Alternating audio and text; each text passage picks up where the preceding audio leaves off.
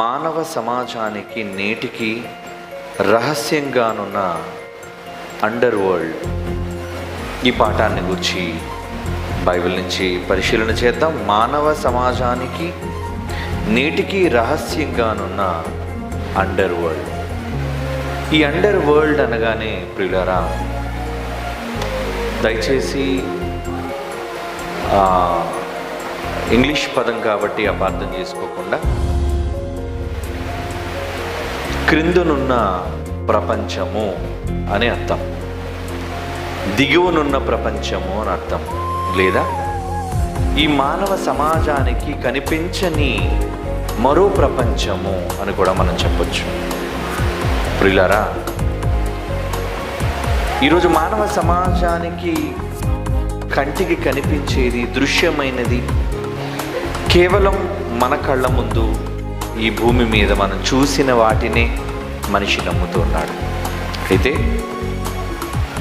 కనిపించకపోయినా ఎన్నో ప్రపంచాలు మరి ఉన్నాయి అన్న వాస్తవాన్ని మనిషి అంగీకరించాలి. కంటికి కనిపించే ప్రపంచమై ఒకటైతే, కనిపించకుండా ఉన్న సూక్ష్మ ప్రపంచము కూడా ఉంది. సూక్ష్మ ప్రపంచము అనగా మానవ నేత్రానికి అగుపడని ప్రపంచం. వాటిలో ఉదాహరణగా మరి వైరస్ మనకు తెలుసు, బ్యాక్టీరియా మనకు తెలుసు. ఇలా అనేకమైన వాటిని గూర్చి మనం చదువుకున్నాం మన పాఠ్యపుస్తకాలలో. ఇవి ఈ సహజమైన కంటికి కనబడవు, కానీ కొన్ని పవర్ఫుల్ మైక్రోస్కోప్ ద్వారా చూస్తేనే కానీ ఆ ప్రపంచం మనకు కనబడదు. కనుక కనిపించనంత మాత్రాన లేదు అని అనటం మూర్ఖత్వమే అవుతుంది. బ్యాక్టీరియా మనకు కనబడదు, సూక్ష్మ క్రిములు మన కంటికి కనిపించవు, ఈ గాలిలోనే ఉంటాయి. అలాగే మన శరీరంలో కొన్ని సందర్భాల్లో మనకి సంభవించే రోగాలు, సహజంగా అందరికీ వచ్చేవి జ్వరాలు. ఈ జ్వరాలన్నీ ఒక విధమైనవి కావు, చాలా రకాలైన జ్వరాలు ఉన్నాయి. అందులో ఒక డెంగ్యూ అంటారు, ఒక మలేరియా అంటారు, టైఫాయిడ్ అంటారు. ఇవన్నీ కూడా సూక్ష్మ క్రిముల ద్వారా వ్యాపించిన జబ్బులే. డెంగ్యూది ఒక రకమైన సూక్ష్మ క్రిమి, మలేరియాది ఒక సంబంధమైన సూక్ష్మ క్రిమి. ఒక్కొక్కటి ఒక్కొక్క విధంగా శరీరంలో పనిచేస్తుంటుంది. ఆ పనిచేసే విధానాన్ని బట్టి, వాటి లక్షణాలను బట్టి ఇది ఫలానా జ్వరము అని మరి డాక్టర్లు పరీక్షలు నిర్వహించి నిర్ధారణకు వస్తారు. కనుక ఇవన్నీ కూడా సూక్ష్మ క్రిములే. ఇది సూక్ష్మ ప్రపంచము అంటారు. కంటికి కనిపించినంత మాత్రాన శరీరంలో రోగము లేదు అంటే ఎలా? క్రిములు లేవు అంటే ఎలా? మానవ నేత్రానికి అగ్గపడకపోవచ్చు, కానీ ఉన్నాయి. అది మనం నమ్మినప్పుడు ఈ ప్రపంచం చూడని మరో ప్రపంచం కూడా మనుషులకు తెలియని, అంతు చిక్కని, ఈ మానవ నేత్రాలకు అగుపడని మరొక లోకం ఉంది. దానిని అండర్ వరల్డ్ అన్నారు. అంటే దిగువనున్న లోకము. సహజంగా రెండు లోకాలను గురించి మనుషులకు తెలుసు. ఒకసారి బైబిల్ తెరిచి దానికి సంబంధించిన మాట ఒకటి చూద్దాం ప్రియులారా. మరి యెషయా గ్రంథం 7వ అధ్యాయం 11వ వచనం ఒకసారి చూడండి. యెషయా గ్రంథం 7వ అధ్యాయం 11వ వచనంలో ఏమంటున్నాడు చూడండి. నీ దేవుడైన యెహోవా వలన సూచన నడుగుము, అది పాతాళమంత లోతైనను సరే, ఊర్ధ్వలోకమంత ఎత్తైనను సరే అంటున్నాడు. చూడండి ఏమంటున్నాడు? పాతాళ లోకమంత లోతు అంటున్నాడు. ఏమిటి? పాతాళ లోకాన్ని లోతుగా పోలుస్తున్నాడు. లోతు అంటున్నాడు అంటే దిగువన ఉండేది. పాతాళలోకమంత లోతైనను సరే, ఊర్ధ్వలోకమంత ఎత్తైనను సరే అంటున్నాడు. ఊర్ధ్వలోకము అంటే పైనున్న లోకము అని అర్థం. ఈ రెండు లోకాలు మనకు కనబడవు, ఎందుకంటే మనం ఉన్నది ఈ భూగోళం. ఏమండి, ఈ మానవ ప్రపంచంలో మనం ఉన్నాం. ఈ రెండు లోకాలు మనకు అగుపడవు, కంటికి కనిపించవు. ఊర్ధ్వలోకం అనగా పరలోకం, దేవుడున్న లోకం. ఇక దిగువనున్న పాతాళ లోకము, అది లోతైనది అంటున్నాడు. చూడండి, అంటే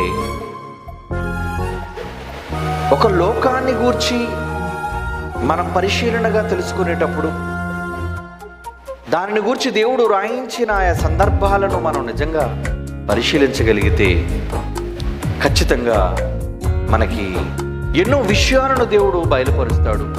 వాటిని మనం తెలుసుకోవాలి. కనుక ఈ అండర్ వరల్డ్ అనేసరికి ఈ దిగువనున్న ప్రపంచం, సహజంగా పరలోకం కోసం అందరికీ తెలిసాడు. దేవుడున్న లోకము, మనిషి చనిపోయిన తర్వాత వెళ్ళవలసిన లోకము, మనం సంతోషాన్ని పొందే లోకము అని భావిస్తుంటాడు మనిషి. అయితే స్వర్గం మాత్రమే కాకుండా మరొక లోకం మనిషి కోసం ఎదురు చూస్తూ ఉంది. అది ఊర్ధ్వలోకం కాదండి, అది పాతాళ లోకము అంటున్నాడు. చూడండి, ఆ పాతాళ లోకము లోతు దిగువన ఉంది అంటున్నాడు. ఇందుకే ఆ పాతాళ లోకం దిగువనుంటే మనకేంటండి ఇబ్బంది అని మీరు అనుకుంటున్నారా? ఉంది కదండి, అక్కడ ఉన్నామండి. లేదండి, ఈ రెండు లోకాల ప్రభావం మానవ లోకము పైన ఉంది అన్న విషయాన్ని మీరు గమనించాలి. అంటే పైనున్న ఊర్ధ్వలోకం పరలోకం యొక్క ప్రభావం మనుషుల పైన ఉంది, అలాగే దిగువనున్న లోకం యొక్క ప్రభావం కూడా మనుషుల పైన ఉంది. మీకు అర్థం అవడానికి మరొక విధానంలో చెప్తాను. పగటి వేళ సూర్యుడి యొక్క ప్రభావం భూమి మీద ఉంటుంది. దాని వేడి, దాని వెలుగు, ఏమంటే దాని ప్రభావం ఖచ్చితంగా భూమి మీద, మనుషుల మీద, మొక్కల మీద, అన్నింటి మీద దాని ప్రభావం ఉంటుంది. వెలుగు కావచ్చు, వేడి కావచ్చు. అలాగే రాత్రిపూట చంద్రుడు అది చల్లగా ఉంటుంది, వెలుగే కానీ సూర్యోదయంలో లేదంటే సూర్యుని ప్రకాశంలో కలిగేటంతటి వేడి ఉండదు. వెలుగుంది, అలాగే దాని ప్రభావం కూడా ఉంటుంది భూమి పైన. అంటే చంద్రకళలు అన్నారు. సూర్యుని వల్ల కలిగే కాంతి, సూర్యుని వల్ల కలిగే కాలాలు ఉంటే చంద్రుడి వల్ల కూడా మనకు కాలాలు సంభవిస్తున్నాయి, ఋతువులు సంభవిస్తున్నాయి. దాని యొక్క ప్రభావం భూమి మీద ఉంది అని మనం గమనించవచ్చు. అందుకే ఎక్కువగా ఈ పౌర్ణమి నాడు సముద్రము అది ఘోష. ఇది ఎందువల్ల సముద్రం అంతా ఇంత అల్లకల్లోలంగా ఉంది అని మనం ఆలోచిస్తే అది చంద్రం మండలం వలన భూమి మీద కలుగుతున్న ప్రభావము అని చెప్పొచ్చు. నిజమే అది. కనుక వీటి ప్రభావం ఎలాగైతే భూమి మీద ఉందో అలాగే భూమి మీద ఉన్న మనుషుల పైన కూడా ఉందో. కొన్ని సందర్భాల్లో మీరు మంచులో ఉన్నారనుకోండి, చంద్రుడి వలన కూడా ఇబ్బంది కలుగుతుంది, చంద్ర కాంతి వలన కూడా ఇబ్బంది కలుగుతుంది, చల్లదనం వలన కూడా మీ శరీరానికి మేలు కలుగుతుంది. కొన్ని సందర్భాల్లో అది ఎక్కువైతే తీవ్రతను బట్టి హాని కూడా కలుగుతుంది. అలాగే ఎండ, సూర్యుని వెలుగు, వీటి ప్రభావం ఎలాగైతే మనుషుల పైన, లోకం పైన ఉందో, ఈ లోకానికి అతీతంగా ఉన్న రెండు లోకాలు, పైనున్న లోకం, దిగువనున్న లోకం, పరలోకం, పాతాళం, ఈ రెండిటి యొక్క ప్రభావం మనుష్యుల పైన ఉన్నట్టుగా బైబిల్ ఖచ్చితంగా చెబుతుందండి. ఎందుకంటే పరలోక ప్రభావం, పరలోక ఒత్తిడి ఎలా చెప్పగలం మనం? చాలా సందర్భాల్లో మనం చదువుకున్న బైబిల్లోని మాట, భూమి మీద ఉన్న మనుషులందరూ కూడా మారు మనస్సు పొందాలి అని, వారందరూ కూడా దేవుణ్ణి గురించిన అనుభవ జ్ఞానం కలిగిన వారై ఉండాలి అని, పరలోకమందున్న తండ్రి భూమి మీద ఉన్న మనుష్యుల పట్ల ఆలోచన, అలాగే బాధ, ఇటువంటి వాటన్నిటినీ కలిగి ఉన్నాడు తండ్రి అని చాలా సందర్భాల్లో మనం చదువుకున్నాం. టైం లేదు కనుక వాటన్నిటిని మీకు చూపించడం లేదు. అంటే పరలోకపు తండ్రి భూమి మీద ఉన్న మనుషులను గురించి ఆలోచన కలిగి ఉన్నాడు, ఆయన మిమ్మును గురించి చింతించుచున్నాడు అనే పదం బైబిల్లో రాయబడింది. 1 పేతురు పత్రిక 5వ అధ్యాయం 7 వచనం చదివితే మనకు అర్థం అవుతుంది. కనుక ప్రియులారా, దేవుని యొక్క ఆలోచన, దేవుని యొక్క ప్రణాళిక భూమి పైన ఉంది, మనుషుల పైన ఉంది. ఆయన వాళ్ళందరి కోసం ఆలోచిస్తున్నట్లుగా, తన ప్రభావాన్ని చూపుతున్నట్లుగా, ఆ ప్రభావం చూపుతున్నాడు అనడానికి కారణం మనుషులందరి కోసం ఈ ప్రకృతిని నడపటం ఒక ఎత్తు అయితే, ఉన్న మనుషులందరినీ కూడా తన దగ్గరకు ఆకర్షించుకోవడం కోసం తన కుమారుడైన యేసుక్రీస్తును పంపటమే భూమి మీదకి ఆయన ప్రభావం చూపించాడు అని మనం చెప్పచ్చు. ఉదాహరణకు ఒక మాట చూద్దాం బైబిల్ నుంచి. మరి యోహాను రాసిన సువార్త, యేసుక్రీస్తు వారు చనిపోయి తండ్రి దగ్గరికి వెళ్ళినప్పుడు ఆయన ఏమంటున్నాడు, మరి భూమి మీద ఉన్నప్పుడు వెళ్ళిన తర్వాత ఏం జరుగుతుంది అంటున్నాడు. ఒకసారి చూద్దాం. యోహాను సువార్త 12వ అధ్యాయం 32, 33 వచనాలు చూడండి ప్రియులారా. యోహాను సువార్త 12వ అధ్యాయం 32, 33 వచనాలు. నేను భూమి మీద నుండి పైకెత్తబడిన ఎడల అందరినీ నా యొద్దకు ఆకర్షించుకుందును అంటున్నాడు. చూడు, ఆకర్షించుకుంటాను నేను అంటే మ్యాగ్నెటిక్ ఫోర్స్. ఆకర్షణ అంటే ఏంటి? నేను చదువుకున్నాను కదా పాఠంలో, భూమికి ఆకర్షణ శక్తి ఉన్నది అన్నట్టుగా. అంటే భూమి మీద ఉన్న మనుషులను దేవుడు తన వైపు ఏం చేస్తున్నాడు? ఆకర్షించుకుంటున్నాడు. తన ఆకర్షణలోనికి రావాలి అని మనుషులను గూర్చి ఆయన ఆలోచన కలిగి ఉన్నాడు అని అర్థం అవుతుంది. అంటే పరలోక ప్రభావం భూమి మీద ఉన్న మనుష్యుల పైన ఉందా అంటే ఖచ్చితంగా ఉంది. దేవుడు కానివ్వండి, దేవదూతలు కానివ్వండి, కుమారుడైన క్రీస్తు వారు కానివ్వండి, వీళ్ళందరి యొక్క ఆలోచన, వీళ్ళందరి యొక్క దృష్టి, అలాగే దేవదూతలు ఈ కార్యమును తొంగి చూడగోరుచున్నారు అనే మాట కూడా మన బైబిల్లో చాలా సందర్భాల్లో మనం చదువుకున్నాం. అంటే అటు పరలోకంలో ఉన్న పరిస్థితులన్నీ కూడా భూమిపైన ఉన్న మనుషుల పట్ల కేంద్రీకృతమైంది. వారందరి ఆలోచనలు భూమి మీద ఉన్న మనుషుల పట్ల ఉన్నాయి అని మనకు అర్థం అవుతుంది. ఓకే, ఏమిటి? పరలోకంలో తండ్రి ఉన్నాడు కాబట్టి, ఆయన మనల్ని కన్నాడు కాబట్టి, మన గురించి ఆలోచిస్తున్నాడు కాబట్టి ఆయన ఆకర్షణ మన పట్ల ఉందంటే బాగుందండి. ఇప్పుడు భూమి క్రింద ఉన్న పాతాళ లోకము యొక్క ప్రభావం కూడా భూమి మీద ఉన్న మనుష్యుల పైన ఉంది అంటే మీరు నమ్మగలరా? నమ్మాలి, నమ్మి తీరాలి. ఎందుకంటే బైబిల్ దానికి సంబంధించిన వివరాలు చెప్పింది. అంటే భూమి మీద పుట్టుకొస్తున్న కోటాను కోట్ల మంది మనుషులందరినీ తన ప్రభావానికి లోను చేయడానికి, తన ప్రభావానికి గురి చేయడానికి క్రిందనున్న పాతాళం కూడా ఆలోచనతో ఉంది. క్రిందనున్న పాతాళం కూడా భూమి మీద ఉన్న మనుషులను తన వైపు ఆకట్టుకుంటుంది, ఆకర్షించుకుంటుంది. ఇప్పుడు రెండు ప్రభావాల మధ్య మనిషి ఉన్నాడు. రెండు ఆకర్షణల మధ్య, రెండు లోకాల మధ్య మనిషి భూమి మీద బ్రతుకుతున్నాడు. ఈ రెండు ఆకర్షణల మధ్య మనిషి దేని పట్ల నిర్ణయాన్ని తీసుకోబోతున్నాడు? అందులో అతని పైన ఎవరి ప్రభావం ఎక్కువగా ఉంది? ఊర్ధ్వలోక ప్రభావం ఎక్కువగా ఉందా? పాతాళలోక ప్రభావం ఎక్కువగా ఉందా? తండ్రి అయిన దేవుని ప్రభావం ఎక్కువగా ఉందా? లేదా పాతాళం యొక్క ప్రభావం ఎక్కువగా ఉందా? దీనిని గురించి మనం ఆలోచించాలి ప్రియులారా. అంటే మనుషులు వీటిని గురించి ఆలోచన చేయటం లేదు. ఏదో తమ జీవితాలను భూమి మీద గడుపుతూ వెళ్ళిపోతున్నారే కానీ వాళ్ళ జీవితాల్లో సంభవిస్తున్న పెనుమార్పులు పట్ల ఈ ఇరు లోకాల యొక్క ప్రభావం వాళ్ళపైన ఉంది అన్న విషయాన్ని గురించి వారు ఆలోచించడం మానేశారు. దానికోసం పట్టించుకోవడం మానేశారు. అంటే ఇంతకీ ఈ రెండింటి పట్ల ఎవరి ప్రభావం మనుషులపైన ఎక్కువగా ఉంది? ఏ లోకపు ఆకర్షణలో మనుషులు ఎక్కువగా గురవుతున్నారు అన్నది నిజంగా మనం ఆలోచించగలిగితే పైనున్న పరలోకపు తండ్రి ఆకర్షణ కన్నా పాతాళం యొక్క ఆకర్షక శక్తి విపరీతంగా ఉన్నట్లుగా మనకు కనబడుతుందండి. ఏమంటే పాతాళానికి నిజంగా మనను గూర్చిన ఆలోచన, ఆసక్తి ఉందా అని మనం అనుకుంటే మరి దానికి సంబంధించిన బైబిల్ నుంచి కూడా ఒక మాట మీకు చూపించాలి అనుకుంటాను. ఒకసారి బైబిల్ తెరిచి చూద్దాం ప్రియులారా. యెషయా గ్రంథం 5వ అధ్యాయం 14వ వచనం చూద్దాం. యెషయా గ్రంథం 5వ అధ్యాయం 14వ వచనం. అందుచేతనే పాతాళము గొప్ప ఆశ పెట్టుకుని అపరిమితముగా తన నోరు తెరుచుచున్నది. ఏమండి అండర్ వరల్డ్ అన్నారు దీనిని, దిగువనున్న ప్రపంచం. ఏమండి పైనున్నోడు కిందకి జారిపోవడం సులువ, కిందనున్నోడు పైకి వెళ్ళడం సులువ? మీరు ఒక్కసారి లాజికల్గా ఆలోచించండి. సహజంగా ఎప్పుడు కూడా కిందనున్న దానికి ప్రభావం ఎక్కువగా ఉంటుంది.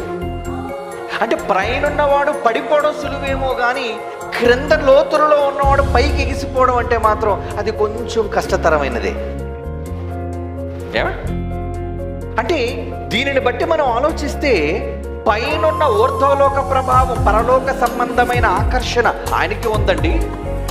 దేవుని ఆకర్షణ, దేవదూతల ఆకర్షణ, కుమారుడైన క్రీస్తు వారి ఆకర్షణ, ఈ అన్ని ఆకర్షణలతో మనుష్యులను ఆకర్షించుకుంటున్నాడు తన పక్క. కానీ పైనుంచి మన మీదికి వచ్చే ఆకర్షణలు కన్నా భూమి క్రింద ఉన్న, దిగువనున్న లోకం యొక్క ప్రభావం, క్రిందనున్న ఆకర్షణ ఈ భూమి మీద ఉన్న మనుషులకు అబ్బో బహుగా ఉందండి, బహుగా. ఇంతకీ అది మనుషులను ఆకర్షించుకోవడానికి దానికున్న ఆశ ఏంటట? 5వ అధ్యాయం 14వ వచనంలో మనం చదువుకుంటున్నట్టుగా, పాతాళము గొప్ప ఆశ పెట్టుకొని అపరిమితముగా తన నోరు తెరుచుచున్నది. వారిలో గనులు, సామాన్యులు, ఘోష చేయువారును, హర్షించువారును పడిపోవుదురు. అంటే చాలా మంది అందులో జారిపోతున్నారు, అండర్ వరల్డ్కి వెళ్ళిపోతున్నారు, క్రింది నిన్న లోకానికి జారిపోతున్నారు. లోకం ఆకర్షించుకుంటుందా? ఏమండి లోకానికి ఆకర్షణ మనుషులపైన ఉంటుందా? ఒక చంద్రుని ప్రభావం నీపై ఉండగా లేనిది ఒక సూర్యుని ప్రభావం. ఎండలో వెళ్ళొక్కసారి నిలబడి ఒక గంట సేపు ఏమవుతుంది? నీ చర్మం అంతా వేడెక్కిపోతుంది, నీ ఛాయ అంతా మారిపోతుంది, నీ పరిస్థితులన్నీ కూడా తారుమారైపోతాయి శరీరంలో. కారణం సూర్యుని యొక్క ప్రభావం మీద ఉంది. ఏమండి భూమి మీద దేహము పైనే మన కంటికి కనిపించే గ్రహాలు, మన కంటికి కనిపించే వాతావరణ పరిస్థితులు మనుషులపైన ప్రభావం చూపుతున్నప్పుడు, ఇంటికి వచ్చి రాగానే కంటిన్యూగా ఏమైనా తుమ్ముతున్నారు అనుకోండి, ఏమయ్యా తడిచావా అని అడుగుతారు. అంటే ఎందుకు తుమ్ములు వస్తున్నాయి అంటే వారి తల బాగా తడిచిందైతే వర్షానికైనా తడిచి ఉండాలి, లేదా ఎక్కడైనా నీటిలో ఎక్కువసేపు తడిచిన బట్టలతో నానైనా ఉండాలి. ఇవన్నీ కూడా దానికి సంబంధించిన లక్షణాలు. ఏమండి అంటే అతనికి ఆ ప్రభావం రావడానికి గల కారణం ఏంటంటే అతడు తడిచి వచ్చాడు, అందుకు అతనికి ఆ పరిస్థితులు సంభవిస్తున్నాయి. అంటే దాని ప్రభావం ఆయన మీద పడింది. వర్షంలో తట్టం అనే ప్రభావం ఆయన మీద పడింది. అది కొంతమందికి జలుబుతో పోతుంది, కొంతమందికి జ్వరం వరకు వెళుతుంది, మరి కొంతమందికి న్యూమోనియా, టైఫాయిడ్ వరకు వెళ్ళిపోతుంది. అంటే ఆ ప్రభావం యొక్క తీవ్రతను బట్టి అంటారు దాన్ని, ఆకర్షణ యొక్క తీవ్రతను బట్టి. ఇప్పుడు ఈ 2 లోకాలలో మనుషుల పైన అతిగా, బహుగా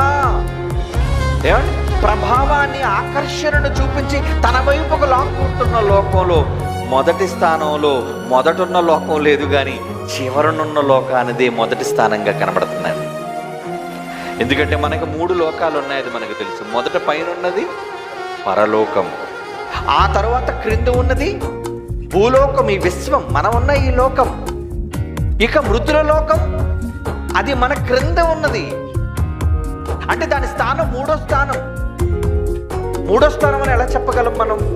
ఏమంటే 3వ స్థానం అని ఎలా చెప్పగలం అంటే చనిపోయిన వాళ్ళు, భూమి మీద చనిపోయిన వాళ్ళందరూ వెళ్ళే ఆకాశాన్ని గురించి బైబిల్ మాట్లాడుతూ 2వ కొరింథీ పత్రిక ఒక్కసారి చూద్దామండి. ఈ సందర్భంలో ఒక్కసారి దీన్ని చూడటం వల్ల మనకు కొంచెం క్లారిటీ మనకు ఉంటుంది. 2వ కొరింథీ పత్రిక 12వ అధ్యాయం 2వ వచనాన్ని చదువుకుందాం ప్రియులారా.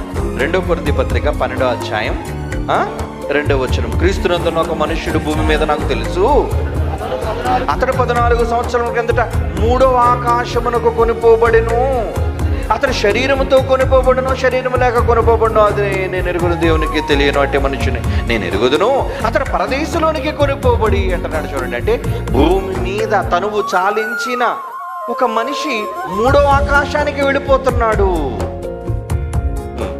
3వ ఆకాశానికి వెళ్ళాడు.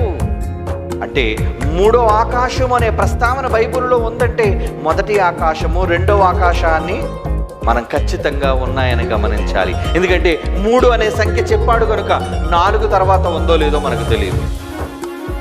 3వ ఆకాశము అన్నాడంటే మొదటి ఆకాశము ఉండి తీరాలి, 2వ ఆకాశము ఉండి తీరాలి. మొదటి ఆకాశము దేవుడున్న ఆకాశం అయితే, 2వ ఆకాశము ఈ భూమి ఉన్న ఈ లోకమైతే, 3వ ఆకాశమే అండర్ వరల్డ్. అది దిగువనున్న లోకం, క్రిందనున్న లోకం. ఈ లోకము తన ప్రభావాన్ని మనుష్యుల పైన చూపిస్తుందండి. చాలా చాలా ఆ క్రిందనున్న పాతాళము అపరిమితమైన ఆశ, భూమి మీద ఉన్న మనుష్యుల పైన దాని ప్రభావం ఎంతగా ప్రభావం ఉందంటే, ఇంతకీ ఎలా అండి అది ప్రభావం ఎలా చూపిస్తుంది భూమి మీద ఉన్న మనుషుల పైన అనుకుంటే, బైబిల్ నుంచి ఒక మాట చూద్దాం ప్రియులారా. ఒకసారి మీ బైబిల్ తెరిచి చూడండి. యాకోబు పత్రిక 3వ అధ్యాయం 6వ వచనం చూడండి. యాకోబు పత్రిక 3వ అధ్యాయం 6వ వచనం. నాలుక అగ్నియే. నాలుక మన అవయవములలో ఉంచబడిన పాప ప్రపంచమై భూమి మీద మీరు ధరించుకున్న ఈ శరీరమునకు, సర్వ శరీరమునకు మాలిన్యమును కలుగజేయుచు ప్రకృతి చక్రమునకు చిచ్చు పెట్టును. ఇక్కడ అంటున్నాడు చూడండి, అది నరకము చేత చిచ్చు పెట్టబడును అంటున్నాడు చూడండి. నరకం ఎక్కడుందండి? నరకమేమో ఎక్కడో 3వ లోకంలో, 3వ ఆకాశములో నరకం అన్నది ఉంటే, అక్కడ ఉన్న నరకం యొక్క ప్రభావం ఎక్కడికి వచ్చిందట? భూమి మీద ఉన్న మనిషి, ఆ మనిషి యొక్క సర్వ శరీరాన్ని మాలిన్యం చేయడానికి అది ప్రభావం ఎక్కడ స్టార్ట్ అయిందో తెలుసా? మన 2 దవడల మధ్య అల్లాడే నాలుక అంటుంది చూడండి బైబిల్. ఏమండి మీరు చదవండి మరలా మాట. అది నరకము చేత చిచ్చు పెట్టబడును. ఏమండి ఇంతకీ దేని చేత చిచ్చు పెడుతుంది అంటే, నాలుక మన అవయవములో ఉంచబడిన పాప ప్రపంచం అంటున్నాడు చూడండి. అబ్బో ఏమండి, నాలిక బెత్తడు, నాలిక మీద ఎంత ప్రపంచం ఉందా? మనకి సూక్ష్మ ప్రపంచం తెలుసు, భూప్రపంచం తెలుసు, పరలోక ప్రపంచం తెలుసు, పాతాళ ప్రపంచాన్ని గురించి కూడా మనం తెలుసుకున్నాం. కానీ మనలోనే ఒక ప్రపంచం ఉందంట. ఏంటది? ఈ నాలుక పైన ఉన్న పాప ప్రపంచం.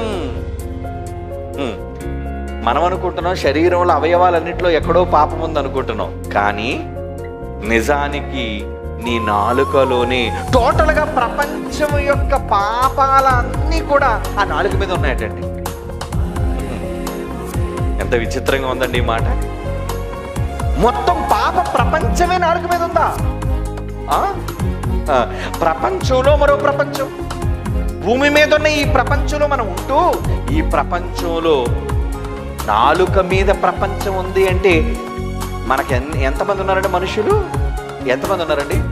కోట్ల మంది అండి. 750 కోట్లు రఫ్గా. అంటే 750 కోట్ల మంది మనుషులకి ఏమున్నాయి? నోట్లో నాలుకలు ఉన్నాయి. అంటే ఇప్పుడు పాప ప్రపంచాల కౌంట్ ఎంత మీరు చెప్పండి? వామ్మో, 750 కోట్ల పాప ప్రపంచాల. ఇంతకీ ప్రపంచాలన్నిటికీ జన్మనిచ్చిన, గుడ్డు పెట్టిన తల్లి ఏది? మనకి ఎక్కడైనా గుడ్లు కనబడ్డాను కూడా ముందు చూస్తుంది. ఏం గుడ్డు? కోడిగుడ్డ, బాతుగుడ్డ, పాంగుడ్డ. ఒకవేళ అది పాము గుడ్డ అని తెలిసిందనుకోండి, ఇంకా మనకు నిద్ర పట్టదండి. అంటే ఇక్కడ ఎక్కడో పెద్ద పాము తిరుగుతుంది అన్నమాట. సరిగ్గా మన ఇంటి వెనకో, మన ఇంటి సందులోనో ఎక్కడో దగ్గర నిజంగా పాము గుడ్లు అనేవి కనబడితే అప్పుడు మనం ఏమని గుర్తించాలి? అమ్మో, పాము ఇక్కడ వచ్చి గుడ్లు పెట్టింది, పాము పిల్లలను పెట్టింది అంటే పెద్ద పాము ఏదో మొత్తానికి మా కాంపౌండ్లో ఇంటి చుట్టూ తిరుగుతుందని జాగ్రత్త పడాలి. అవునా కదా? ఇప్పుడు పాతాళంలో ఎక్కడో ఉన్న 3వ ఆకాశం అండి. ఎంత దూరం దానికి? ఎన్ని గెలాక్సీలు దూరం? చాలా దూరం అండి. ఆ లోకం చాలా దూరం.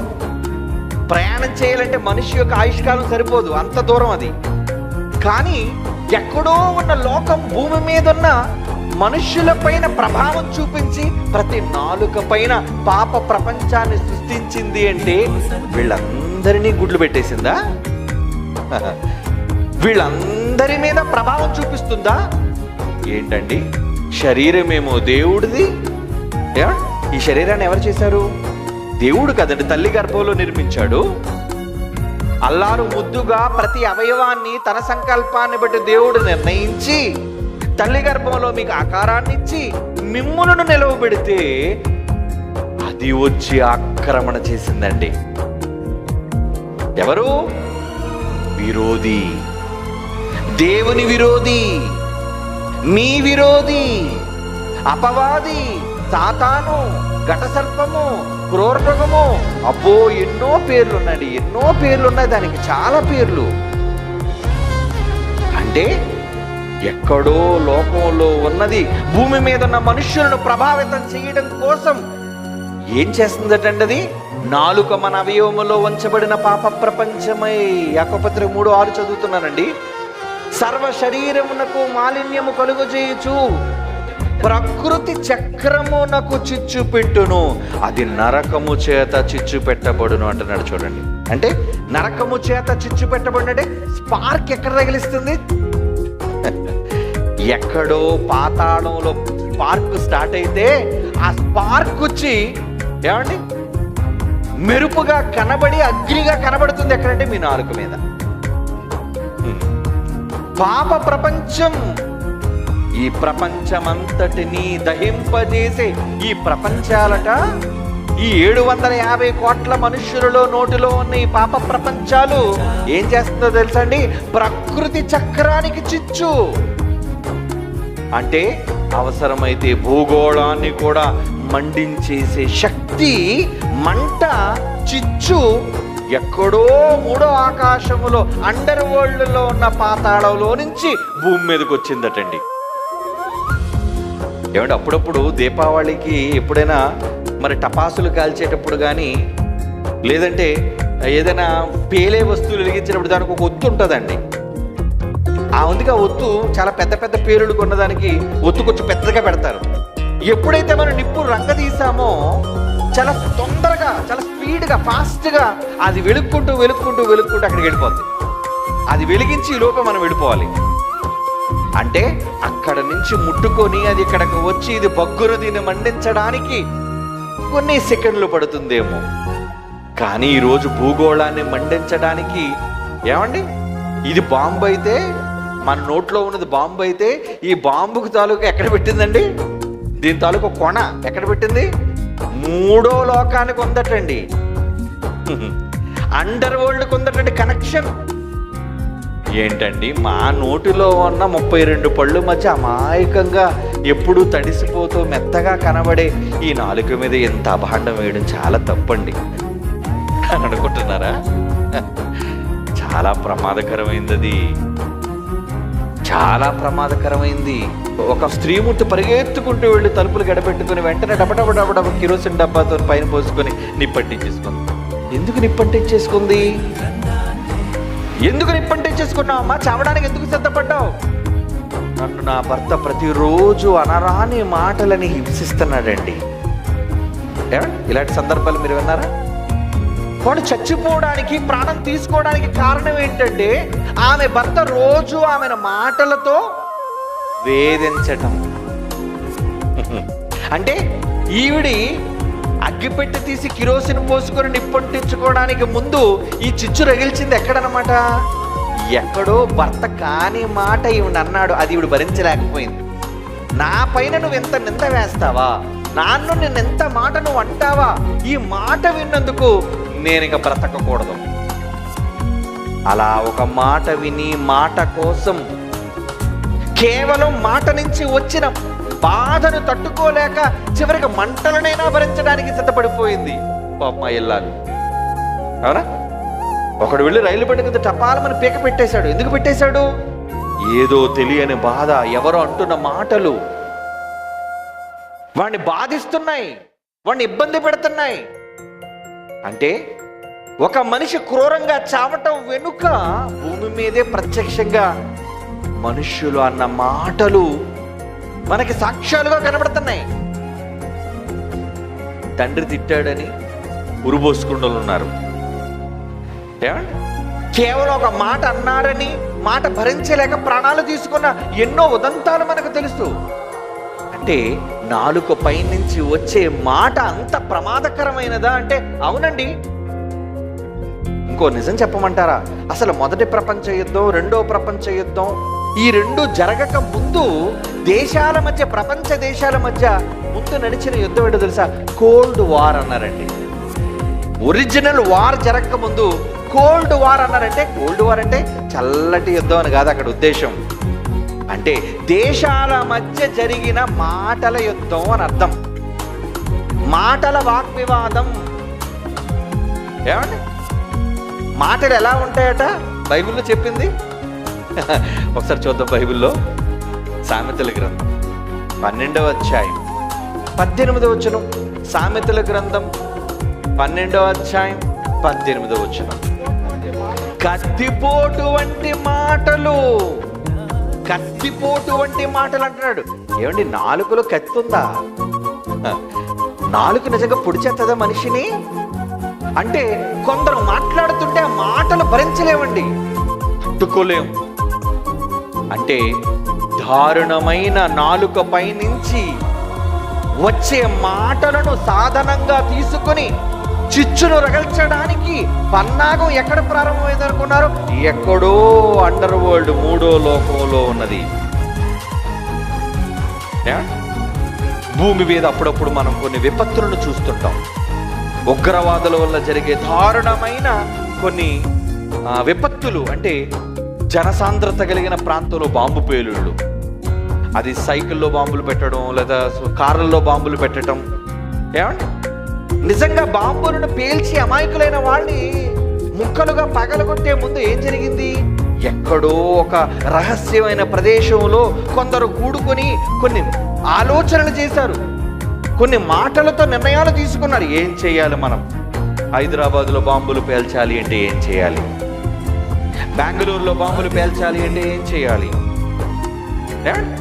ఇలా ఎక్కడెక్కడ వాళ్ళు తీవ్రమైన దాడిని చేయాలి అంటే దానికి సంబంధించి ఒక రహస్యమైన ప్రదేశంలో వాళ్ళ మధ్య జరిగే మంతనాలు.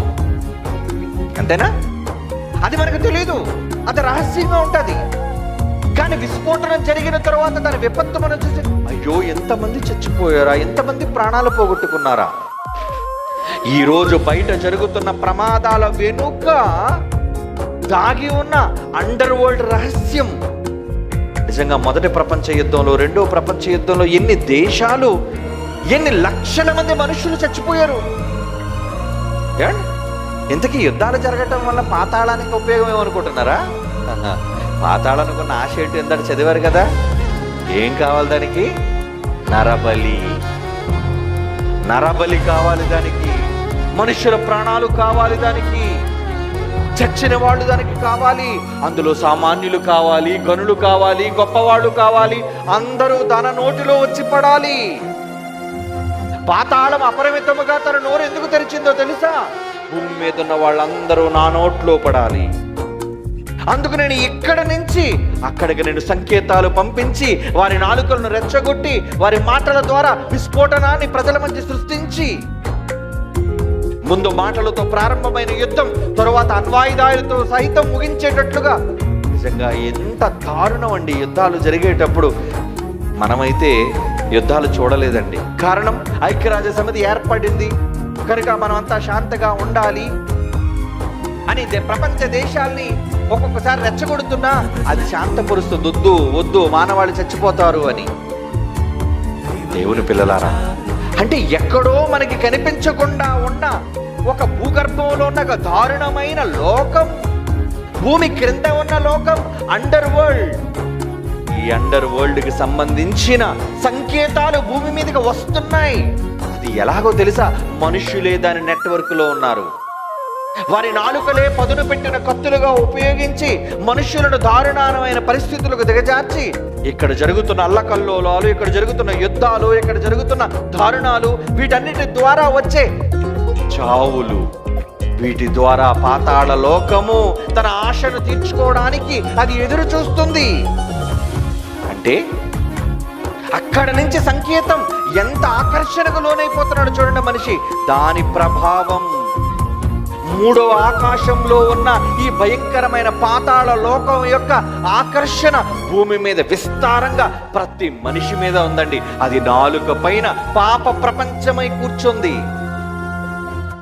ఈ ప్రపంచం ద్వారా వచ్చే ప్రతి మాటల ద్వారా ఎన్నో జీవితాలను పాడు చేసి, ఎంతో మంది పైన నిందలు వేసి, ఎంతో మందిని సమాజంలో కించపరిచి, అవమానపరిచి, చివరకు పైనున్న దేవుని లోకానికి దూరం చేసి క్రిందనున్న పాతాళానికి దగ్గర చేసే దారుణమైన పరిస్థితులను క్రిందనున్న పాతాళం రెచ్చగొట్టి చిచ్చు పెడుతుందండి అది. అందుకు ఏం చేయాలి చెప్పండి? భూమి మీదికి వచ్చిన యేసుక్రీస్తు వారు మానవాళిని కాపాడడానికి వస్తే అన్నాడు కదా, నేను ఆకర్షించుకుంటాను అని. భూమి మీద ఉన్న మనుష్యులను కాపాడడానికి వచ్చిన వ్యక్తి ఏమని మాట్లాడుతున్నాడు చూడండి. మనుష్యులను కాపాడడానికి వచ్చిన వ్యక్తి లూకా రాసిన సువార్త 22వ అధ్యాయం 53వ వచనం. లూకా రాసిన సువార్త 22వ అధ్యాయం 53వ వచనంలో యేసుక్రీస్తు వారు ఏమంటున్నారు చూడండి ప్రియులారా. నేను అనుదినము మీ చెంత దేవాలయములో ఉన్నప్పుడు మీరు నన్ను పట్టుకోలేదే, నేనేం తప్పు చేశాను? అయితే ఇది మీ గడియ. అంధకార సంబంధమైన అధికారం. అంధకార సంబంధమైన అధికారం అంటే నాది కాదా అధికారం? అధికారి యేసుప్రభు కాదా? అధికారి యేసుప్రభు ఎలా అవుతాడండి? అంటే భూమి మీద ఉన్న అధికారాన్ని, ఆధిపత్యాన్ని ఎవరు చేజిక్కించుకున్నారో తెలుసా? అందుకే యేసుక్రీస్తు వారు ప్రారంభంలో వచ్చినప్పుడే అది ఎదుర్కొంది. ఏమని? ఈ రాజ్యమున మహిమ, ఈ భూమి, దీని మీద ఉన్న అధికారం ఇవన్నీ నీకిత్తును, అది నాకు అప్పగింపబడి ఉన్నది అంటున్నారు చూడండి. నాదది. ఏమండి, భూమి దేవుడు చేశాడు. యేసుక్రీస్తు వారు తన మాట వలన ఈ లోకాన్ని కలుగజేస్తే ఈ లోకంలో ఎవరి ప్రభావం? కలుగజేయబడిన దేవుని ప్రభావం లేదండి. ఎక్కడో పాతాళంలో ఉన్న ఆ పాతాళం యొక్క ప్రభావం భూమిపైన ఉంది. చివరికి కలుగజేసిన వాడే ఆ భూలోకంలోనికి వస్తే ఆయన ప్రభావం పనిచేయటం లేదు. యేసుక్రీస్తు వారు మాటలు పలుకుతుంటే ప్రభావం పనిచేయటం లేదు. అండర్ వరల్డ్ ప్రభావం, భూమి యొక్క క్రింది భాగాలలో ఉన్న ఆ లోకం యొక్క తీవ్రత, ఆ లోకం యొక్క ఆకర్షణ, ఆ లోకం యొక్క ప్రభావం భూమి మీద ఉన్న మనుషులందరిపైన ఉందండి. ఆయనే అంటున్నాడు, ఇది అంధకార సంబంధమైన గడియ, నేనేమీ చేయలేను ఇందులో. అంటే అంధకారమైన ఆ దౌర్భాగ్యపు ఆ మూడవ ఆకాశములో ఉన్న ఆ లోతులలోనికి మనిషిని జారిపో చేయడానికి అపవాది పన్నుతున్న దారుణమైన కుట్ర కారణం అది ముందు నెట్టివేయబడింది అక్కడికే. గనుక తప్పు చేసిన అపవాదిని ఎక్కడికి తోసేశాడు? ఎక్కడికి పంపించేశాడు దేవుడు? నీవు నరకములో ఒక మూలకు తోయబడితివి. అది పాతాళానికి పోయింది. ఏ పాతాళానికైతే జారిపోయిందో ఆ పాతాళంలో అది ఏం చేసిందో తెలుసా అండి? ఆ పాతాళంలో ఏం చేసిందో తెలుసా? తన శక్తి అంతటిని ఉపయోగించి భూమి మీద ఎక్కడో కొన్ని లక్షల కోట్ల కిలోమీటర్ల దూరంలో, కాంతి సంవత్సరాల దూరంలో ఉన్న భూమి మీద ఉన్న మనుషులను ఆకర్షించడం ప్రారంభించిందండి. అక్కడున్న దాని సంకేతాలు భూమి మీదకి వస్తున్నాయండి. అక్కడికి వెళ్ళిన తరువాత అది ఏం చేసింది? భూమి మీద ఉన్న మనుషులైన దేవుని పిల్లలైన వాళ్ళందరినీ కూడా తన దగ్గరకు లాక్కోవడానికి ప్రయత్నం చేస్తుందండి. ఈ విశ్వంలో ఎప్పుడు కూడా కొన్ని ఒక్కొక్కసారి సూచనలు జరుగుతుంటాయి. ఏంటో తెలుసా అండి ఆ సూచనలు? బాగా బ్రైట్ గా వెలిగే నక్షత్రం, సూర్యుడు కూడా ఒక నక్షత్రం లాంటిది, చిన్న నక్షత్రం, వెలుగుతూ శక్తిని విరచిమ్ముతూ ఉందే, అది ఒక్కొక్కసారి ఉండుండి ఆరిపోతుంది. ఎప్పుడైతే ఆరిపోతుందో, ఆరిపోయిన తరువాత దానిలోని సాంద్రత ఎక్కువైపోయి అప్పటి వరకు శక్తిని విరజిమ్మిన ఆ గోళమే కదా పదార్థం. ఈ పదార్థం ఏమవుతుందో తెలుసా? వెంటనే చుట్టూ ఉన్న వాటన్నిటినీ కూడా తన వైపు ఆకర్షించుకోవడం ఆరంభమైపోద్దండి. దానిని శాస్త్రవేత్తలు పెట్టిన పేరు బ్లాక్ హోల్ అన్నారు దాన్ని. అంటే బ్లాక్ హోల్ అంటే చీకటి బిలము అని అర్థం. కటిక చీకటి గల బిలం. అందులో దానికి ఉన్నది ఏంటో తెలుసా? చుట్టూ ఉన్న ఒకవేళ మన భూగ్రహం కానీ అక్కడ దగ్గరగా ఉందనుకోండి, భూ అందులోకి వెళ్ళిపోద్ది. నక్షత్రాలు ఏమైనా వచ్చాయనుకోండి, నక్షత్రాలు దానిలోనికి లాగేసుకుంటుంది. అంటే ఒకసారి వెలిగి ఆరిపోయిన తరువాత దానిలోని ఆకర్షణ మరింతగా పెరిగిపోతుంది. ఎలా పెరుగుతుంది? పట్టుదల, కోపం, కక్ష, క్రోధం. ఎప్పుడైతే దేవుని దగ్గర తన స్థానాన్ని అది కోల్పోయిందో, ఒకనాడు దేవుని దగ్గర ప్రకాశించిన అది, దేవదూతగా వెలిగిన అది ఎప్పుడైతే దేవుని మీద తిరుగుబాటు చేసిందో ఆరిపోయింది. అది ఆరిపోవడం వల్ల ఏమైపోయింది? అది దానిలోని ఆకర్షణ ఎక్కువయింది.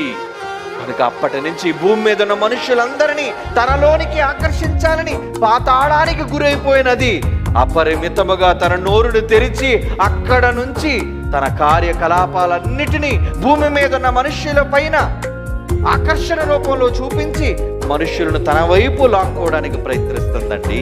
ఇదండి భూమి క్రింది భాగాల్లో జరుగుతున్న అండర్ వరల్డ్ కి సంబంధించిన రహస్యాలు.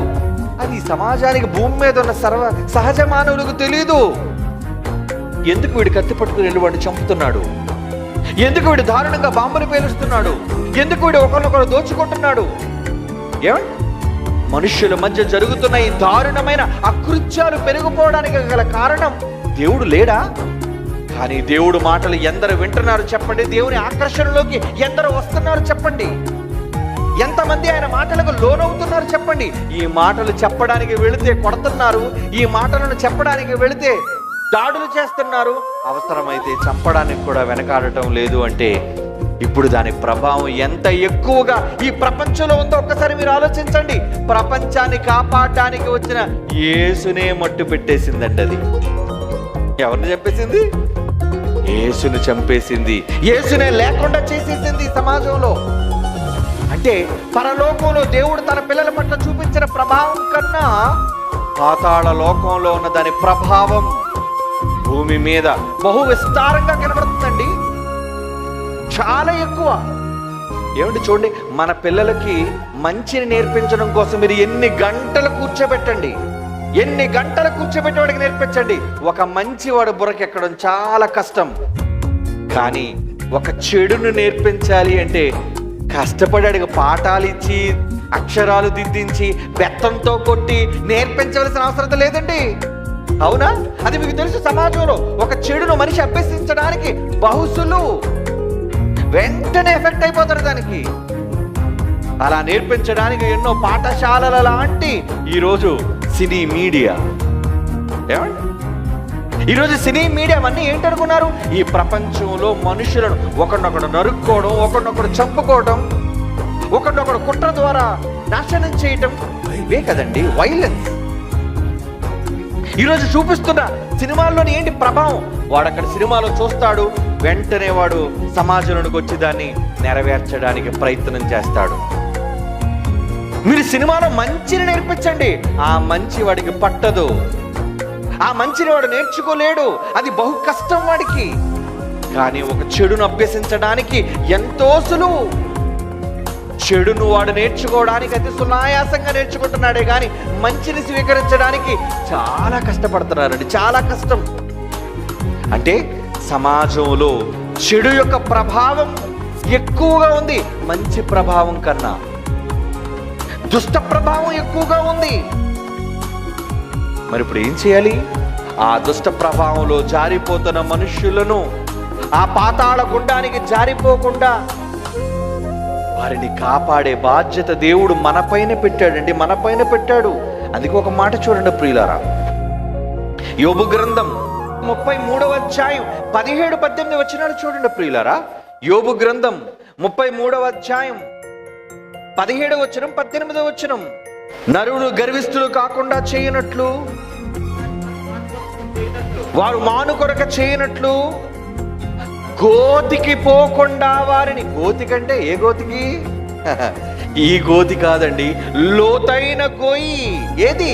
మూడో ఆకాశంలోని పాతాళం, అపరిమితముగా తన నోరు తెరుచుకొని ఉన్న ఆ గోతికి పోకుండా వారిని కాపాడునట్లు, కత్తి వలన నశింపకుండానట్లు, వారి ప్రాణమును తప్పించునట్లు ఆయన వారి చెవులను తెరవజేయును, వారి కొరకు ఉపదేశమును సిద్ధపరచునట్టు. చూడండి, అంటే ఇప్పుడు గోతులోనికి పోకుండా ఉండాలి అంటే ఈ ప్రపంచ మానవాళిని కాపాడే ఏకైక అస్త్రం ఉపదేశం.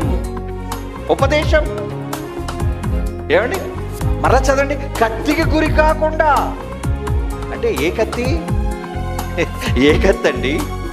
నాలుక ద్వారా మనిషి పలికే దారుణమైన మాటల యొక్క కత్తికి వారు గురి కాకుండా ఉండాలి అంటే ఉపదేశం రక్షించాలి. అందుకంటే వారి చెవులకి ఏం సిద్ధం చేస్తున్నాడట? ఉపదేశమును వారి కొరకు సిద్ధపరచును. అవునా? వారి కొరకు సిద్ధపరచును. అక్కడికి వెళ్ళిన తర్వాత ఏంటి?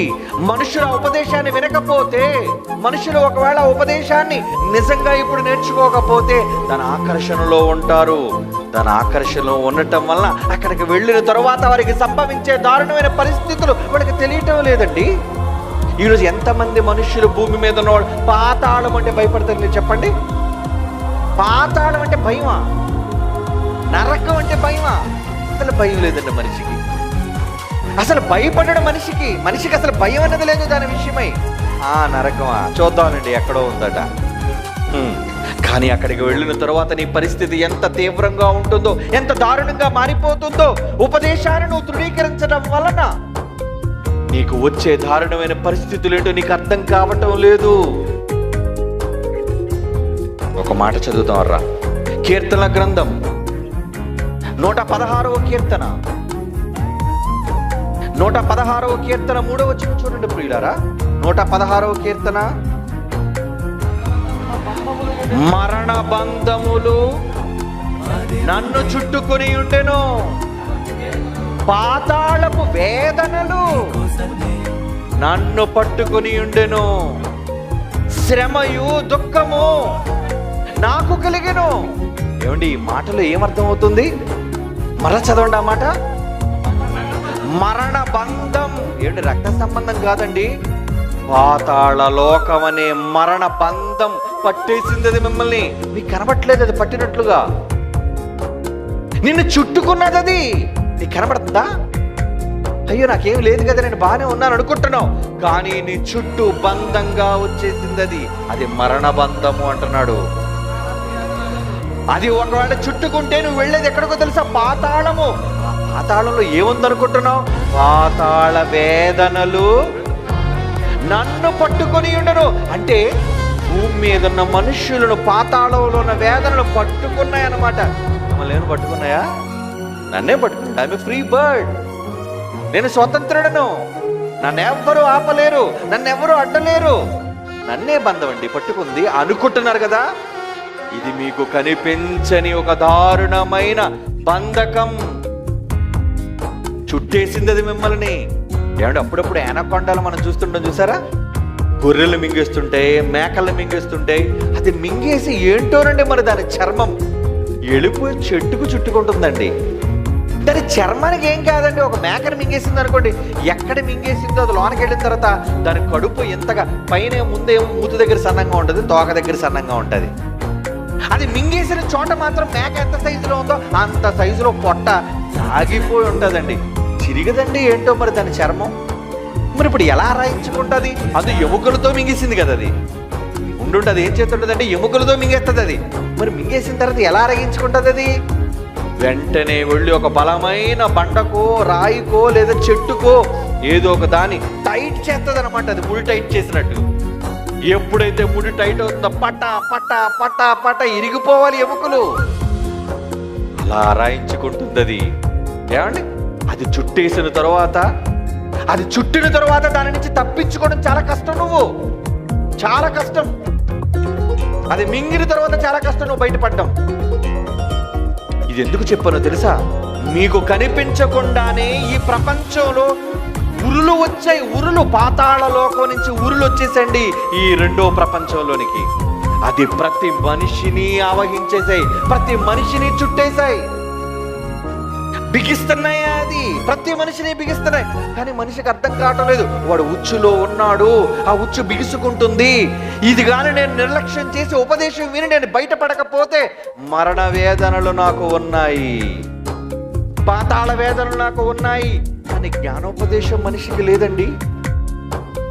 ఏమండి, మరొక మంచి మాట, నిజంగా ఉపదేశము విన్నవాడు దేని నుంచి బయటపడతాడో తెలుసా? ఉపదేశాన్ని సిద్ధం చేశానన్నాడే, ఆ ఉపదేశం వల్ల ప్రయోజనం ఏంటో తెలుసా? అపోస్తుల కార్యములు 2వ అధ్యాయం 24వ వచనం చూడండి. అపోస్తుల కార్యములు 2వ అధ్యాయం 24వ వచనం. మరణము ఆయనను బంధించి ఉండుట అసాధ్యం.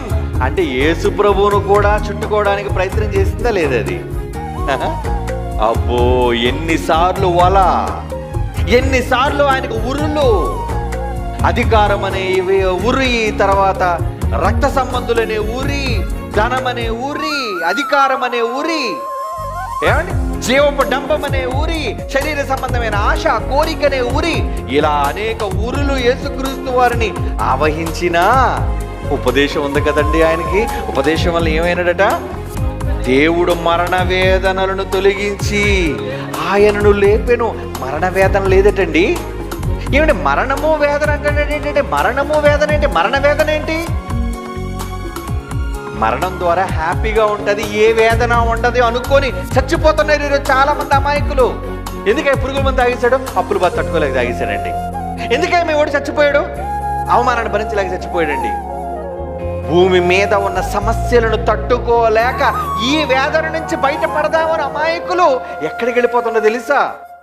భయంకరమైన మరణ వేదనలు, మరణంతో వేదన తప్పించుకోవచ్చు అనుకుంటున్నారు. మీరు కూడా జాగ్రత్త, ఎప్పుడైనా మీకు కూడా ఈ వేదన కలగవచ్చు. ఉండు, మనలో కూడా తీవ్రమైన బాధలు కలిగేటప్పుడు చచ్చిపోదాం, ప్రాణం తీసేసుకుందాం. తప్పు చేస్తున్నావు, ఒకవేళ నిర్ణయం నీకు వచ్చిందంటే తప్పు చేస్తున్నావు, జాగ్రత్త.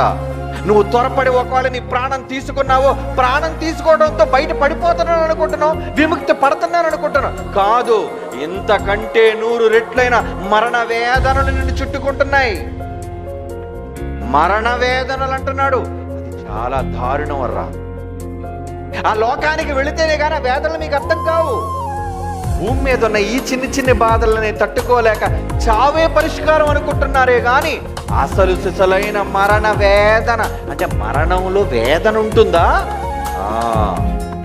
అది తట్టుకోలేని వేదన, భరించలేని ఆవేదన, ఎవరితోనూ చెప్పుకోలేని ఆక్రందన అంటారు దానిని. ఏమన్నా చచ్చిపోయి వాడు నరకానికి పోయాడు ధనవంతుడు, ఏం కాలిపోతుంది వాడికి? శరీరం ఎక్కడే కదా ఉంది, వాడి శరీరం ఎక్కడే కదా ఉంది.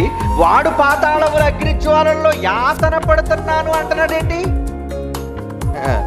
అంటే వేదనలు ఆరంభమయ్యాయి అన్నమాట. వాడికి మంటలు దహించేస్తున్నాయి అన్నమాట వాడిని. వాడి నాలుక చల్లారటం లేదన్నమాట, వేడెక్కిపోతుంది.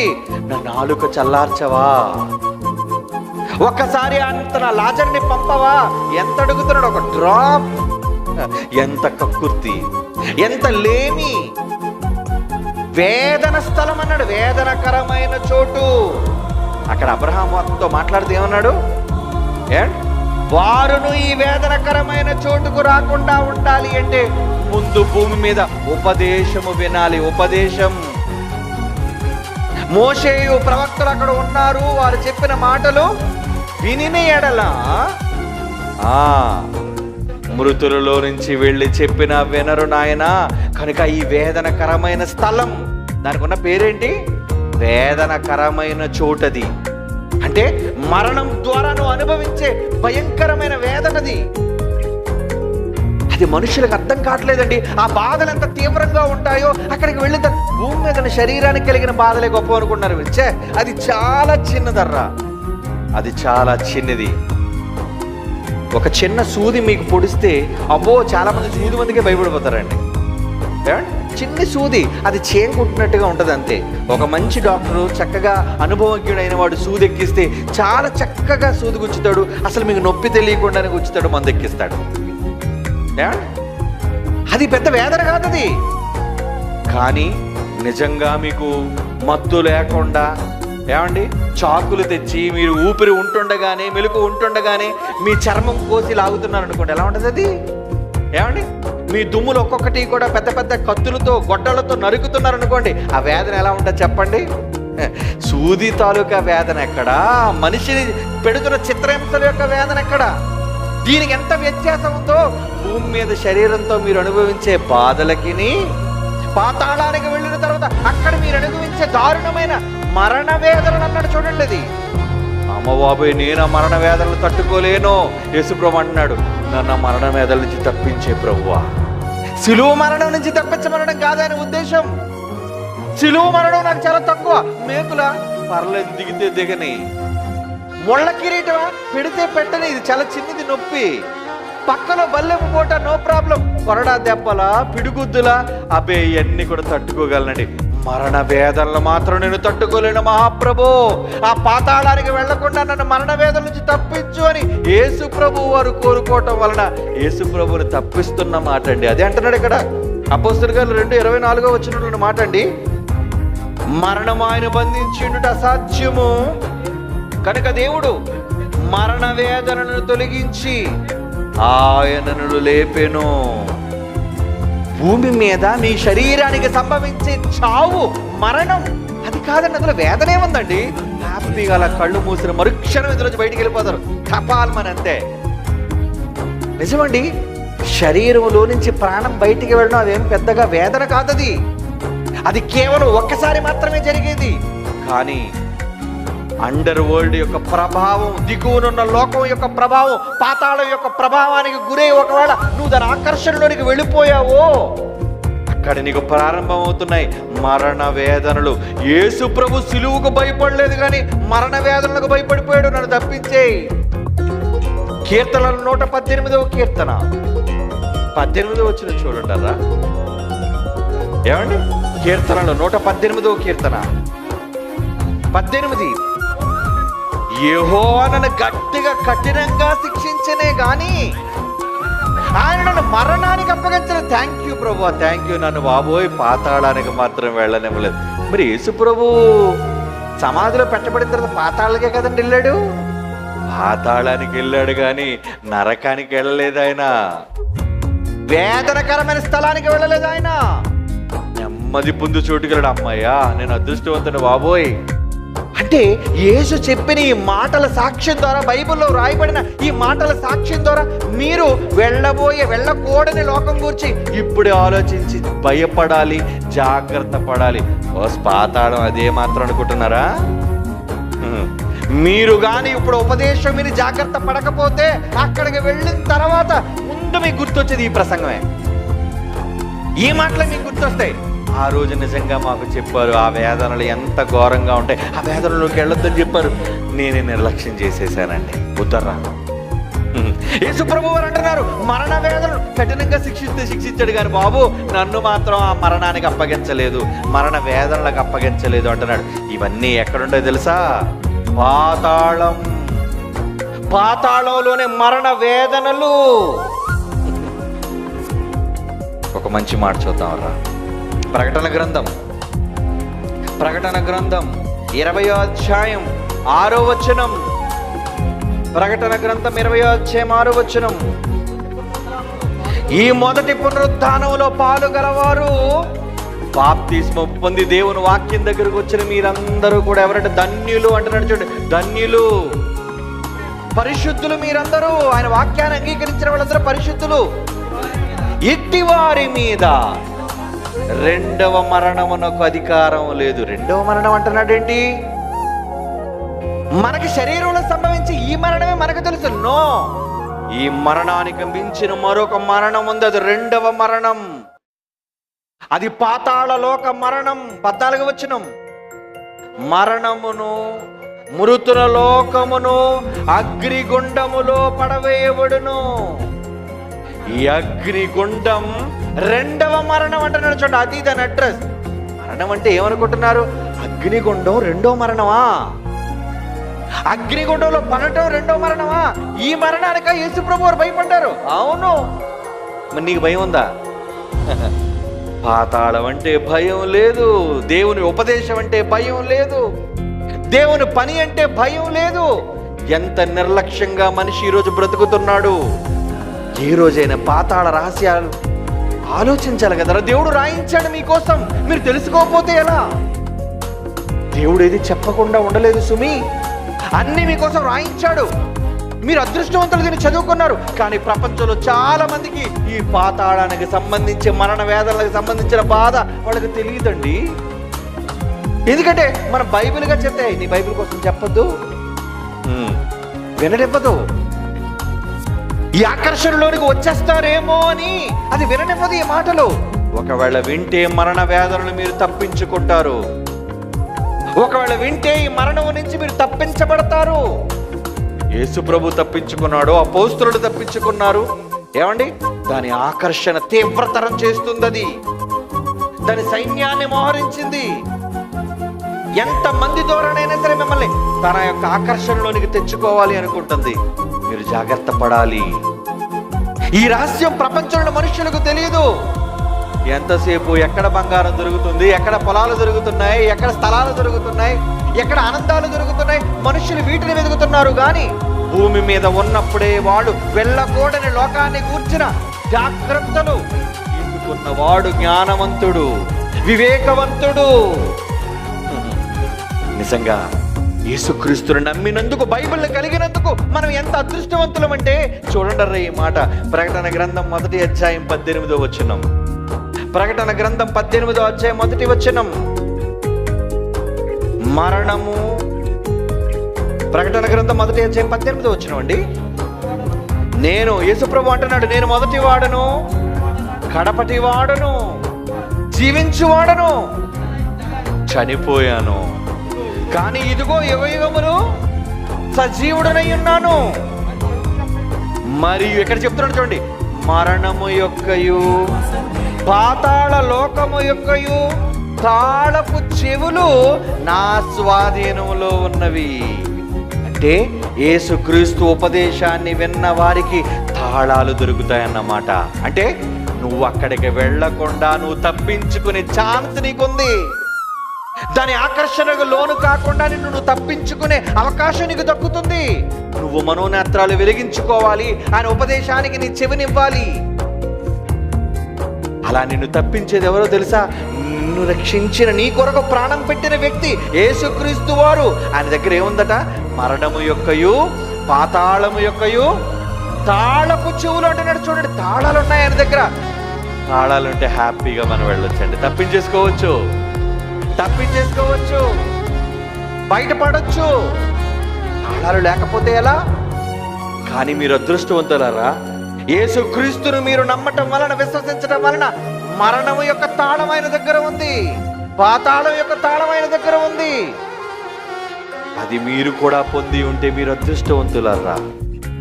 ఆ తాళాలన్నీ మనకిచ్చేశాడు. ఆ తాళాలన్నీ వాక్యం ద్వారా మనకి ఇచ్చేసాడు. తాళం అంటే ఏదో నిజంగా గుర్తని కాదండి. ఆ తాళపు చెవులు అనగానే మీ మనోనేత్రాలు వెలిగించి అనేక సంగతులను వ్రాయించి ఇదిగో 26 పుస్తకాల రూపంలో సంఘానికి ఇచ్చేశాడు. ఆ తాళపు చెవులని తీసుకోండి నాయన. ఈ తాళం ఉంటే ఏ శక్తి మిమ్మల్ని ఏమీ చేయలేదు. మరణ వేదనలోనికి మీరు వెళ్ళరు, ఈ ఆకర్షణకు మీరు గురికారు. నిజంగా కళ్ళు ఉన్నాయనుకోండి, ఏమంటే నిజంగా కళ్ళు ఉంటేనే కదండి ఏదైనా చూసిన వెంటనే అబ్బా ఇది కొనుక్కుంటే బాగున్నాం, ఇది అనుభవిస్తే బాగున్నాం అని అనిపిస్తుంది కదండి. గుడ్డోడుగా పుట్టారనుకోండి, అసలు కళ్ళే లేవనుకోండి, దేనిపైన మీకు ఆకర్షణ ఉంటుంది చెప్పండి? ఇది చూసినవండి, ఇది అందంగా ఉంది, ఇది నాకు కావాలి అనే కోరిక మీలో ఉంటుందా? ఆశ మీలో ఉంటుందా? ఉండదు. కారణం అసలు మీకు చూపే లేదు, అసలు చూపే లేదండి. అంటే ఎలాగైతే మనం చూడకుండా ఉండటం వలన దాని నుంచి, ఆకర్షణ నుంచి మనం తప్పించుకుంటామో, అది మనకి మనోనేత్రాలకు గుడ్డితనం కలుగు చేయడం కాదు, వాక్యం ద్వారా ముందు మన మనోనేత్రాలు మనం కప్పుకోవాలి. అప్పుడు అది చూపించే మ్యాజిక్లు, అది చూసే గిమ్మిక్కులు మనం మోసపోనివ్వర్రా. మీరు మోసంలో పడకుండా కాపాడుతాయర్రా. ఏది? ఇదిగో ఈ జీవోప మాటలు. లోకంలో అపవాది చూపించే హంగులు, ఆర్భాటాలు, పదవులు, అధికారాలు, బంగారాలు, ఇవన్నీ మీరు లోకంలో దేవుని వాక్యం లేకపోవడం వల్ల ఆకర్షణకు లోనైపోతున్నారు. ఆకర్షణ కావాలి, నాకు కావాలి, నాకు కావాలి.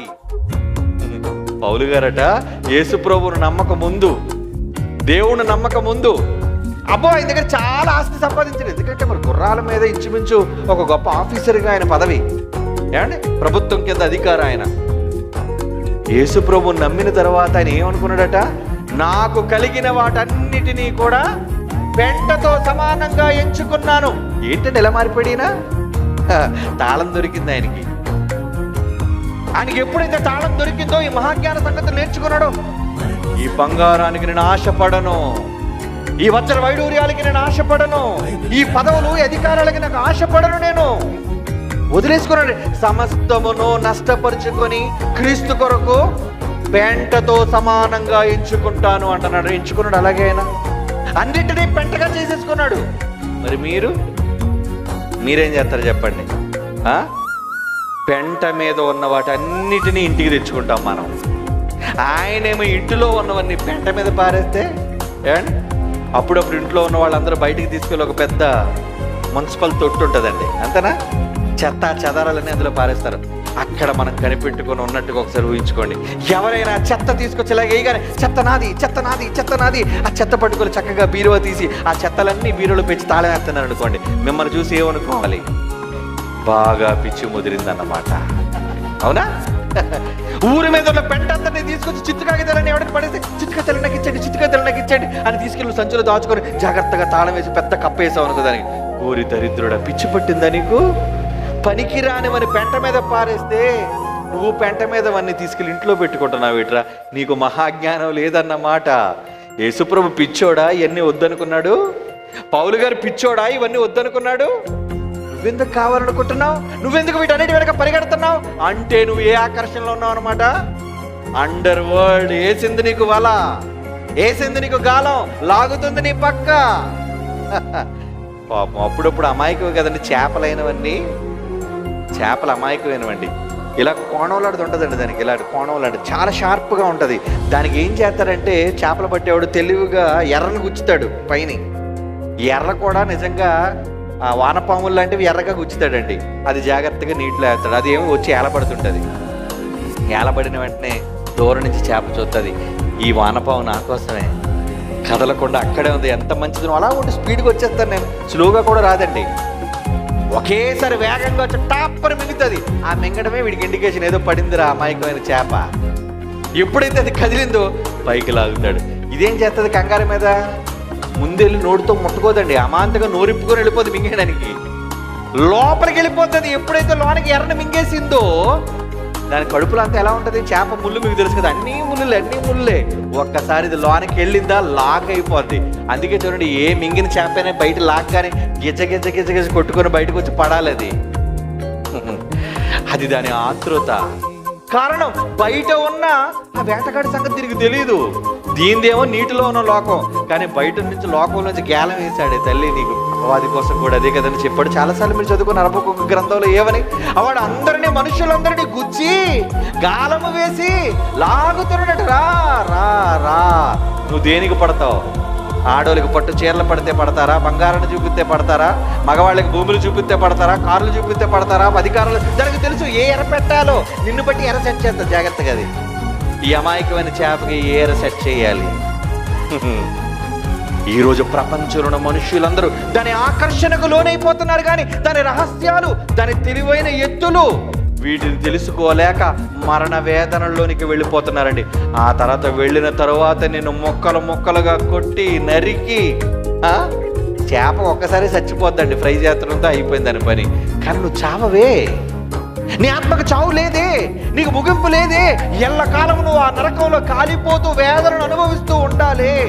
అందుకే ఈ మరణ వేదనలు తప్పించుకోవడానికి యేసు వచ్చాడు. తన మాటల ద్వారా ఆకర్షణ మీకు ఇస్తున్నాడు. మిమ్మల్ని రప్పించుకోవాలి అనుకుంటున్నాడు. నా ఎదుగు ఆకర్షించుకొద్దును అంటున్నాడు. వెళ్ళవా ఆయన ఆకర్షణలోనికి? 6 రోజులు మంచి జ్ఞానాన్ని నేర్పిద్దామంటే ఎన్ని చేపలు వచ్చాయి? నీవే మంచి చేపలు. జాగ్రత్తగా లోనకు వచ్చేసాయి.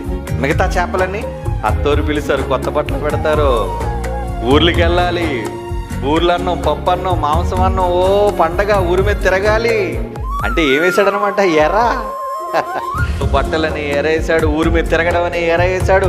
మిగతా చేపలన్నీ చిక్కడిపోయాడికి. మీరే మంచి తెలివైన చేపలను తప్పించుకొని వచ్చేసరి. వెరీ గుడ్, చాలా మంచోళ్ళు. జాగ్రత్త, ఇప్పుడు తప్పించుకోవడం కాదు, మళ్ళీ నెక్స్ట్ టైం ఎర సెట్ చేస్తారు. ఇప్పుడు తప్పించేసుకున్నారంటే అలా మరలా ఎర పెడతాడు మీకాడు. కనుక మీరు పాతాళంలోనికి జారిపోకుండా ఉండాలి అంటే క్రిందనున్న అండర్ వరల్డ్ రహస్యాలు, వాడి కింద అండర్ వరల్డ్ డానాడు. వాడెవడ కనబడ్డు, టోపీ కనబడుతుంది, వెనకాతల నుంచి వాడు బొమ్మ కనబడుతుంది అంతే, నీడ. ఆడు ఎలా ఉన్నాడో ఏంటో మనకు తెలియదు. అపవాదిని ఇప్పటివరకు ఎవరు మనం చూడలేదు కదండి. అండర్ వరల్డ్ డానాడు. ప్రపంచంలో ఉన్న వాళ్ళందరినీ గుచ్చి గుచ్చి గుచ్చి లాగుతున్నాడు. ఇందులో చిన్న పెద్ద తేడా లేదు. అమెరికా ప్రెసిడెంట్ని వాలేసి లాగుతాడు. చివరికి భారతదేశంలో రిక్షా పుల్లర్ను కూడా ఏమంటే రిక్షా తక్కువ కూడా గ్యాలమేసి లాగుతాడు. ఆడికి అందరూ కావాలి. కనుక మరణ వేదనను తొలగించుకోవాలరా. మరణ వేదనల గురించి జాగ్రత్త పడండి, బైబిల్ చెబుతుంది. అందుకే చివరిగా ఈ మాట చదువుకుందాం. హోషేయ గ్రంథం 13:14 హోషేయ గ్రంథం 13:14 చూడండి. ఆయనను పాతాళ వశములో నుండి నేను వారిని విమోచింతును. మిమ్మల్ని విమోచించాలి అనుకుంటున్నాడు. పాతాళము నుండి వారిని విమోచింతును. మృత్యువు నుంచి, మరణము నుంచి వారిని రక్షింతును. ఓ మరణమా, ఎక్కడే నీ విజయం? ఓ మరణమా, ఎక్కడే ఎర్రతో కూడిన నీ పాపపు ముళ్ళు? దేవుడు ముందుగా హెచ్చరిస్తున్నాడండి. అందరూ అక్కడ కొట్టుకొని పోయిన తర్వాత పాతాళంలో వారు అనుభవిస్తున్న వేదన, శిక్ష, బాధ, అది మీరు అనుభవించకుండా ఉండాలి అంటే ఆకర్షణకు లోను కాకండి. ఈ అండర్ వరల్డ్ యొక్క రహస్యాలు ఈ ప్రపంచానికి తెలియటం లేదవి. ఓ నాకు డబ్బు వస్తుంది, ఓ నేను అధికారిని అయిపోతున్నాను, ఓ నేను సంతోషంగా ఉన్నాను అని భావనలో, సుఖంలో వీళ్ళు ఉన్నారే కానీ మరణ వేదనలు వారి కోసం ఎదురు చూస్తున్నాయి. అవి ఎంత తీక్షణంగా ఉంటాయన్నది వాళ్ళకి అనుభవం లేదు, వాళ్ళకి జ్ఞానం లేదర్రా. ఈ ప్రపంచం అంతా వెళ్ళిపోతుంది అటువైపే. మనం కాపాడుదామర్రా ఈ ప్రపంచాన్ని, మనం రక్షిద్దామర్రా ఈ ప్రపంచాన్ని, దేవుని వైపు త్రిప్పుదామర్రా. లేదంటే వాడు కూర్చుకుంటున్నాడు, మందలుగా కూర్చుకుంటున్నాడు వాడు. వద్దు, అక్కడికి వెళ్ళొద్దర్రా. మనం వెళ్ళొద్దు, మన కుటుంబాలు వెళ్ళొద్దు, మన పిల్లలు వెళ్ళొద్దు, మన రక్త సంబంధికులు వెళ్ళొద్దు. మన వాళ్ళందరినీ మనం కాపాడుకోవాలి. కాపాడుకోవాలి అంటే క్రిందనున్న పాతాళమును తప్పించుట ఒక్క యేసుక్రీస్తు వారి వశం, ఒక్క బైబిల్ వశం, దేవుని వశంలో మాత్రమే ఉంది. మీరు ఎప్పుడైతే దేవుని ఆకర్షణలో ఉంటారో వాడి ఆకర్షణ నుంచి మీరు తప్పించుకుంటారు.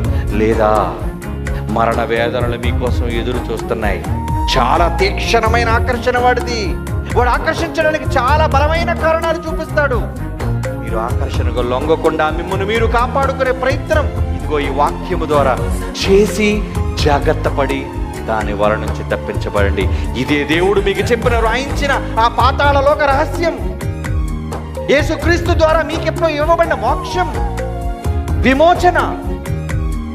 ఆ పాతాళ లోకములోనికి ప్రవేశించకుండా మరణ వేదన నుంచి ఆయన తప్పించుకున్నాడు.